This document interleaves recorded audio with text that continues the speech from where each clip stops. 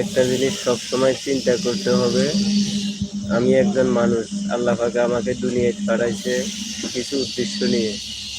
আজকে পবিত্র জুমার দিন, সবাই জুমার নামাজ পড়বেন, জুমার নামাজ মিস করবেন না। অবশ্য আজকে এক সপ্তাহ পর্যন্ত, এই শুক্রবারের থেকে এই শুক্রবার পর্যন্ত আমরা অনেক গুনাহ করে ফেলেছি। আজকে পবিত্র জুমার দিন, আমাদের গুনাহ মাফের দিন। আমরা জুমার নামাজ পড়ব।